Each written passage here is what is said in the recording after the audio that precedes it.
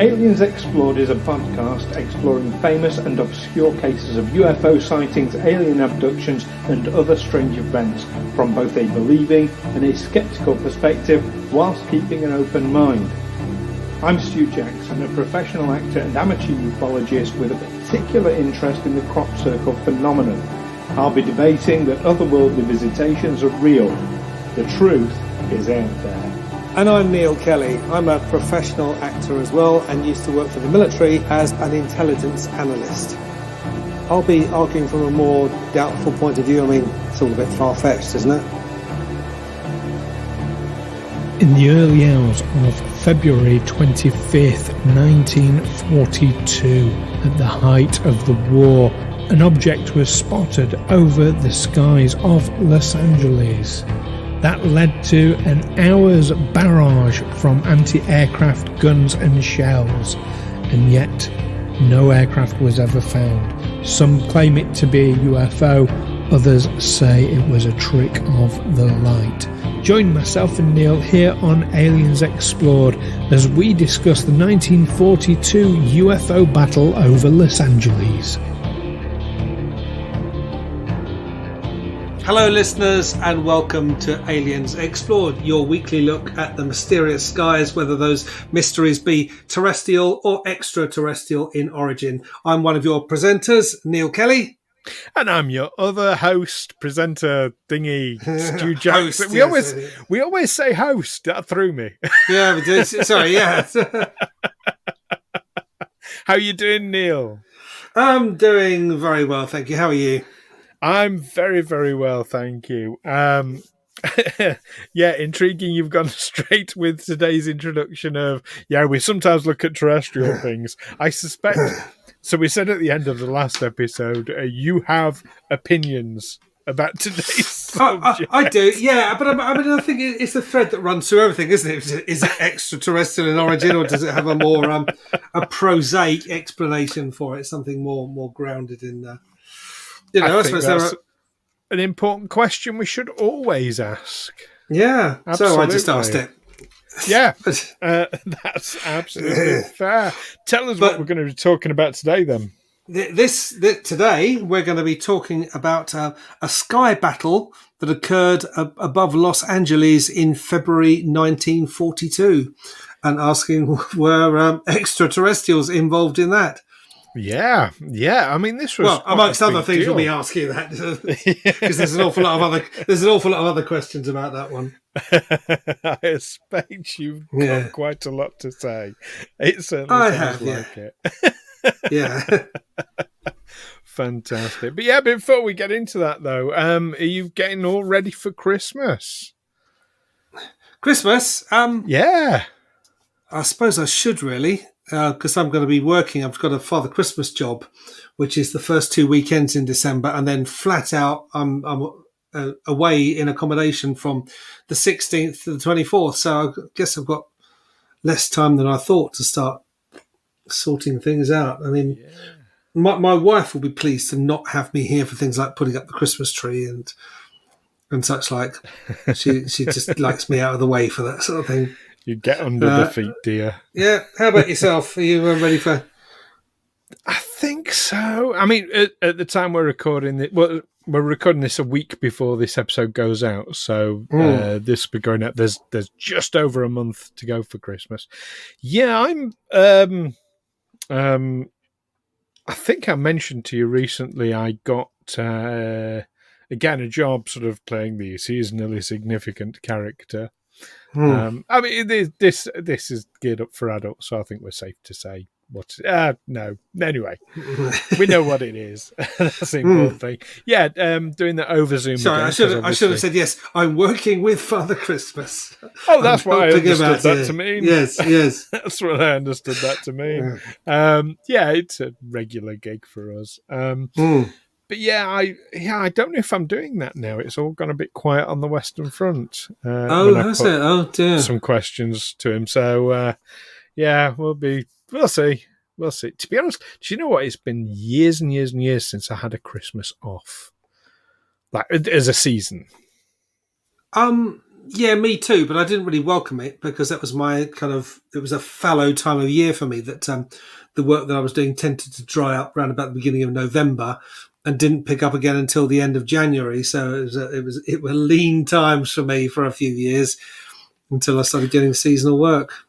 Well, there's that, but also I've noticed, like maybe in the last, well, not so much last year, obviously, but in the few years running up to that, that actually I seem to be getting a lot of availability checks. So, for the non-actors listening, that's when someone says, like, would you be available for this?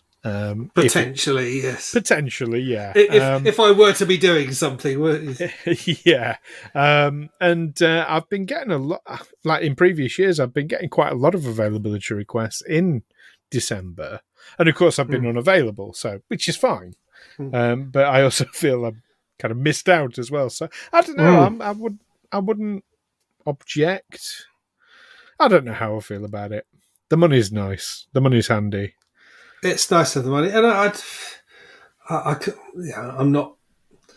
That's what I'd rather be. In fact, it makes me feel more Christmassy. When I was, especially when I was doing touring panto and going around the care homes and things, and you'd arrive there and the trees are all up and they're all getting the Christmas spirit. And it was the 3 winters when it was very snowy here, which is for our American listeners, that's really unusual to have deep snow around these parts.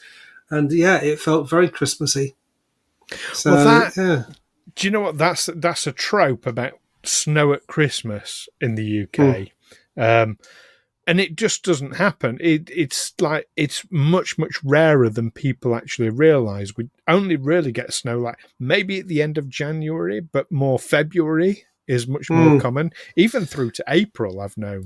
And has it always been so? I mean, there's this feeling that you see all these Christmas cards of Dickensian or Victorian Christmas scenes and people out on the frozen Thames. And was that bullshit then as well? It was. It was. And you have inadvertently cited the root cause of all of this. It all comes down to Charles Dickens' A Christmas Carol. That is what puts this image, this idea in our heads of snow at Christmas. Okay. Purely down to Christmas Carol. Because he talks about, like, it's snowing at Christmas. But he used that as kind of almost, well, he used a lot of metaphors, obviously, and, very keen on social, I mean, he wasn't keen on social injustice, he was very anti-social injustice, but he was very keen on talking about social injustice, was Charles Dickens. But the snow was a metaphor, but yeah, so now because of A Christmas Carol, we expect snow at Christmas, which I'm going to say is the ultimate white privilege. Snow at Christmas, see? Yeah. That's my attempt at Christmas humour in this as well. I'm not a comedian. You can change the words to the old Bing Crosby song, I'm dreaming of white privilege at Christmas. But yes. Anyway. Oh, gosh. So, we talk about snow in January and February. Going back nearly 80 years, 79 years. In fact, no, it'll be 80 years in a couple of months to the 25th of February 1942. Oh, how's that for a segue? Well, we're also coming up to the anniversary of the Pearl Harbor attack, aren't we? Are we? I don't know. I don't know when that is. 9th of December 1941? Right. Which is very significant in this story. It is. Yes, because it just happened, obviously. Yes. So yeah, we're talking about the battle over the sky battle over Los Angeles. Yes. And was it a UFO sky battle? Now, to put this in context, yes, it was less than 3 months after the Pearl Harbor attack.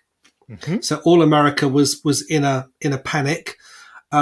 This was apparently unsubstantiated reports of approaching aircraft had caused a minor invasion panic in New York City and sent stock prices tumbling. And then the United States Secretary of War, Henry Stimson, warned that American cities should be quote, prepared to accept occasional blows from enemy forces. And then just a few days later, on February the 23rd, 1942, a Japanese submarine surfaced off the coast of Santa Barbara and threw a few, more than a dozen artillery shells at an oil field and refinery in California, doing minimal damage, unfortunately, on that occasion. And then, of course, the following night, this is when we have the air battle. Now, I suppose you've got to think about what things were like in California at that time. They'd just been attacked.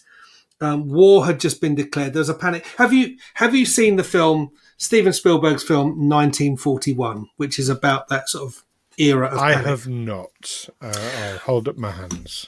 Let me give you a piece of advice. Fucking avoid it.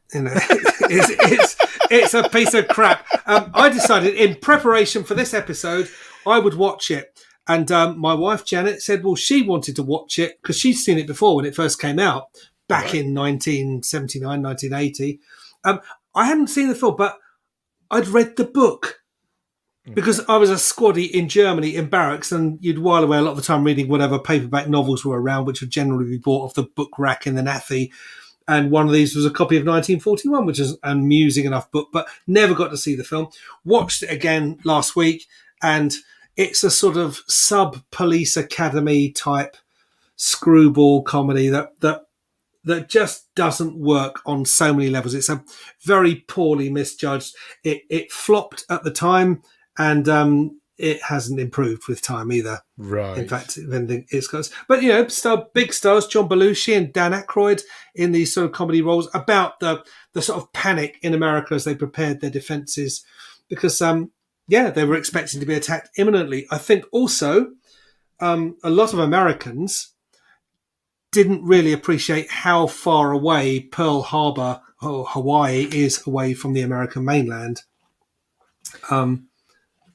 I know we like to laugh at Americans and their poor geography because they can't point out France on the map of Western Europe, but I've also met Americans who are very good geography. In fact, I've been led on a walking tour of London by an American who was very, very knowledgeable. And of course, I probably couldn't point out Uttar Pradesh on a map of India. So, who am I to laugh at someone else not having... I definitely wouldn't be laughing at anybody for their joke because my geography is appalling. I could barely point out North America. There you go. And you're laughing at me. Yeah. and if we're talking about Americans not realizing how far away Pearl Harbor was from the American mainland, they've suffered the trauma of this attack. And then the night before an actual attack on the mainland, a submarine with its deck gun firing shells into an oil refinery. Yep. Well, you think in 1982, and I remember how old were you in 1982? I was 9, Neil. You were 9, but I was an adult and I was in the army, and I remember very clearly how the morning when the British public woke up to the news that the Falkland Islands had been invaded by Argentina. I remember. And there were these howls of outrage and rage and promises of revenge, followed very shortly by people saying, well, hang on a minute, just where exactly are the Falkland Islands anyway? And a lot of people were apparently looking around the British coastal waters. Is it somewhere down near the Scilly Islands or somewhere up near the Orkneys and whatever? That Argentina has laid this bizarre territorial claim to. But no, of course, it turned out the Falkland Islands are actually off the coast of Argentina, and it's Britain's bizarre territorial claim that's being disputed here. So let's not laugh too hard at people not quite knowing where things are until they actually become significant. There's a series of books, you'll undoubtedly know this as probably I would have thought most of our British listeners will recognise, called Adrian Mole. Secret Diary of Adrian Mole, and it charts it's done in the form of a diary from a kid growing up in the 80s, and I remember reading it because I related very heavily to Adrian Mole. That's a bit of an admission right there on the podcast. But there was one bit they mentioned about, because they set it to real world events, and they talk about the Falkland Islands, and he said, I tried finding the Falkland Islands on a map of the world last night and struggled for hours to find it, and eventually found it when I moved a crumb of cake. Yeah, that's about it. Yeah, we've gotten off topic ever so slightly, I think. Yeah. There, but But yes, I get the panic at the time. It means that people are going to be much more vigilant. They're going to be watching the skies, and of course, if there is I won't even say UFO. If hypothetically there were a flying saucer or an alien spacecraft, an extraterrestrial vehicle in the skies, it's much more likely to get noticed in that environment, and it's much more likely to get fired upon. Or a weather balloon, or a misidentified friendly aircraft, or whatever. So all along the south coast, all along the west coast of America, they're setting up their anti-aircraft installations. They're setting up their floodlights. They're setting up their artillery. And what Americans had yet to learn about anti-aircraft fire, which Londoners had certainly experienced during the Blitz, and had actually experienced in the First World War, because that was when aircraft first had the capability, when the Zeppelin raids in the First World War, that Britain would take these enormous naval guns and mount them on concrete in London and shoot them up into the air to try and shoot down these Zeppelins. And of course, what they discovered was that I'm not quite sure how the shells worked. They were either on a timer, or they had an altimeter in them to make them go off at the right altitude. So you fire them up roughly in the direction of the enemy aircraft, and they will explode in the sky. Okay. Some of them don't explode, so what goes up must come down. That's going to come down, and if you fire it over your city, that's going to cause damage. And even if they do explode, you've got shrapnel flying everywhere. Sometimes big enough chunks to cause serious damage back down. Well, it's meant to cause serious damage in the sky, but it will also cause serious damage to wherever it happens to fall on the ground.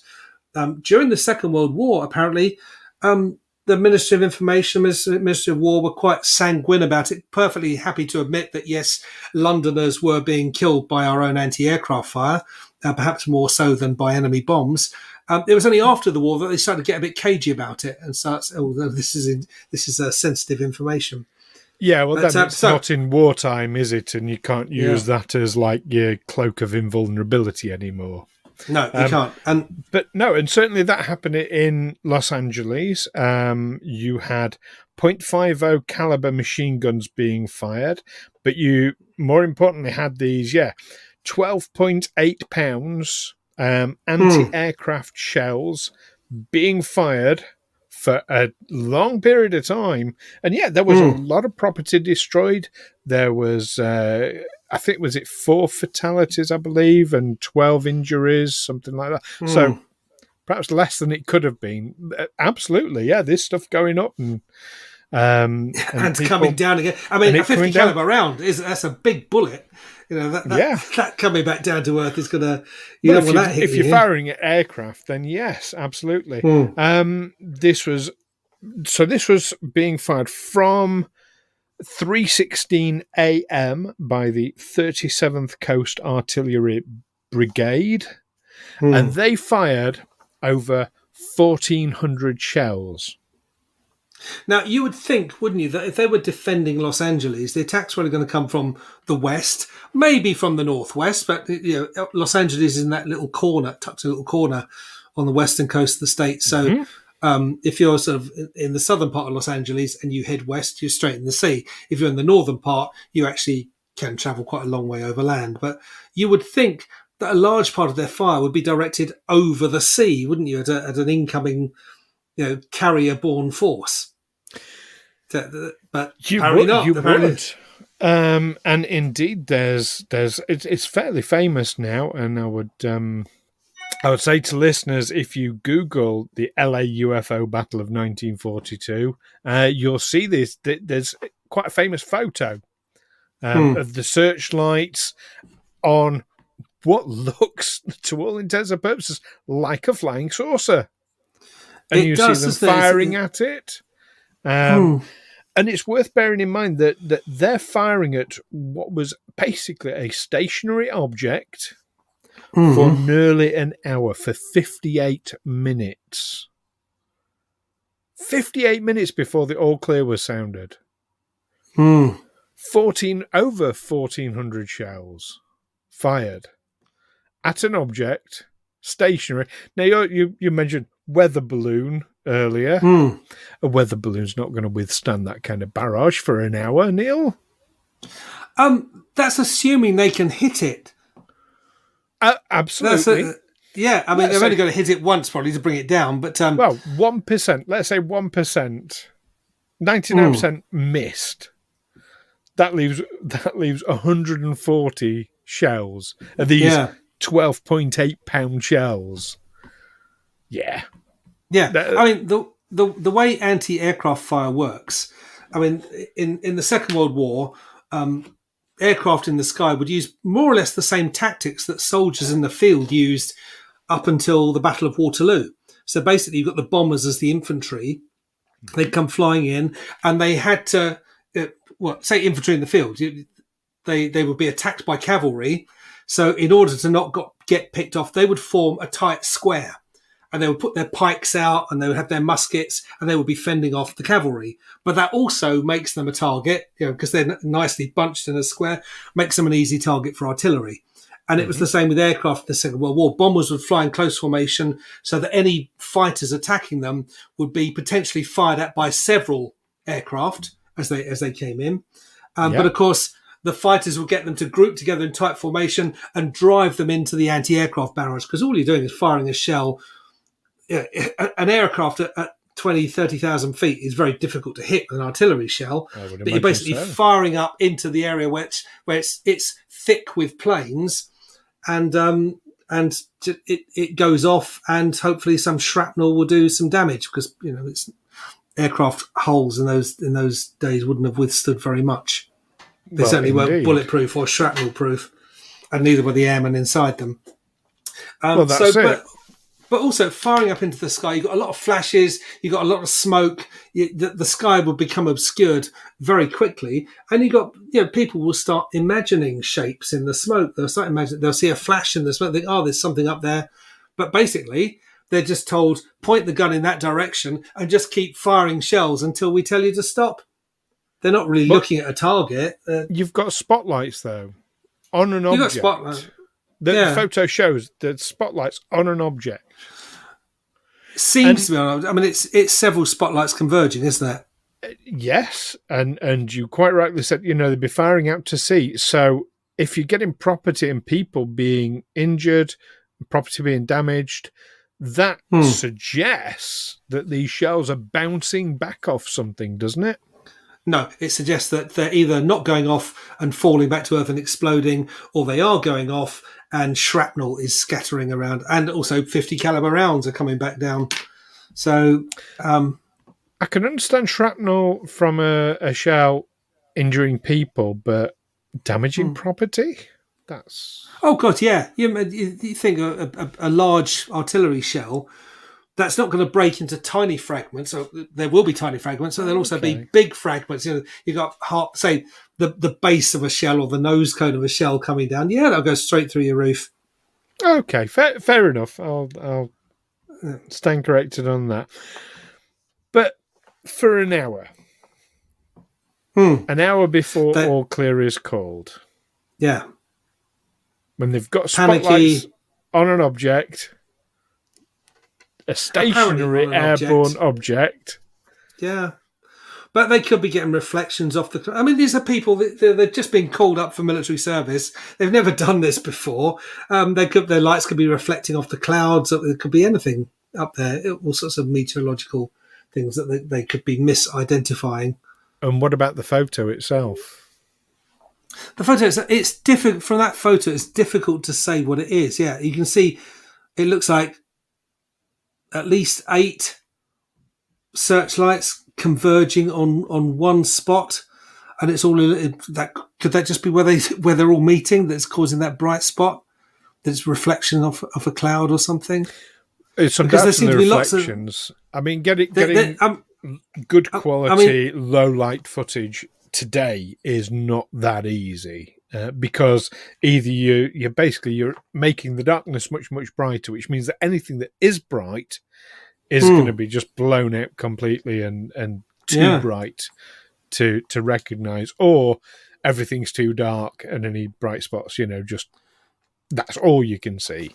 So it is a very difficult thing, and that's why you have to do photo enhancement on an image that. Yeah, maybe.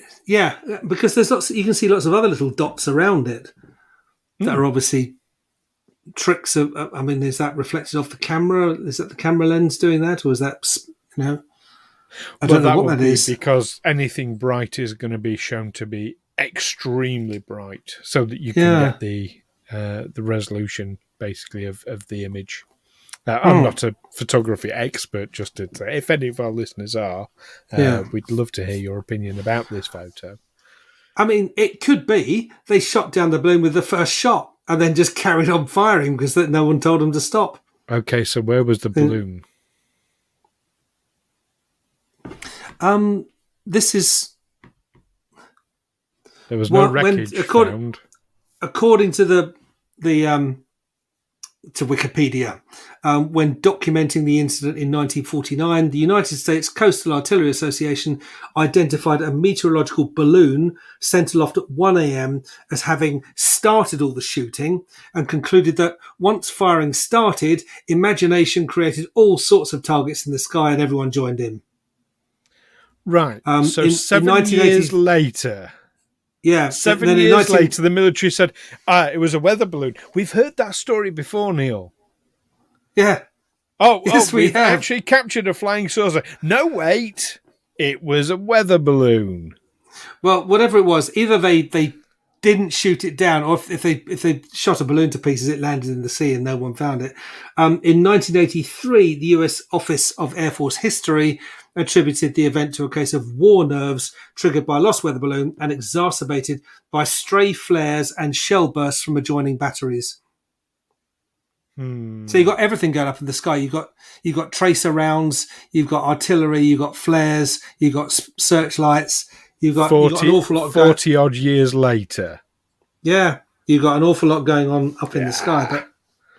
But new information found 40 years later. Come on, Neil. Yeah.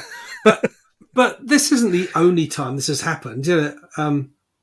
Armies fire on each other all the time.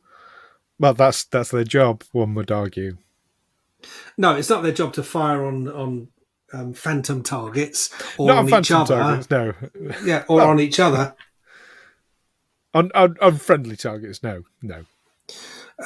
I mean, there's a very notorious case. I mean, we all know about the Bloody Sunday massacre in Northern Ireland, but around the same time, there was the Ballymurphy massacre in Belfast, which people didn't even realise it was going on until they held a memorial, and lots of people realised that their loved ones had all died on the same day. And they worked out where the British Army were. They had these sort of high watchtowers scattered at various points around the city, and they all thought that they were being fired on because they were because someone would start shooting at someone they'd see down in the street. Someone in a tower over the other side of town, we're being fired at, so they would start shooting, and it was just total mayhem. They were all just firing into the city at anything that moved. Because the only fire was coming from friendly fire. But it was just, they didn't have enough information. That's appalling and very, very sad. So I think this is just, I mean, I've seen it myself as a trainee soldier on exercise, that you're sat there in a shell scrape in a little hole at night. Time drags by very, very slowly. You start hallucinating. Things start moving around in front. It's just pitch black in front of you, but you start seeing shapes in the darkness. And then suddenly someone starts shooting at something. And then everyone opens fire. You don't know what you're firing at. You just fire into the, Firing in a random direction. Well, no, what you'd have, when you're set up in your post, to watch out for night, you would set up what you call your nightsticks. That your sergeant will come around and say, right, your field of fire is from that rock there on the left to that tree there on the right. And what you do, you plant 2 sticks in the ground so that your rifle wouldn't move outside of that. It would hit the stick every time, and you would just fire within that. You would just open up.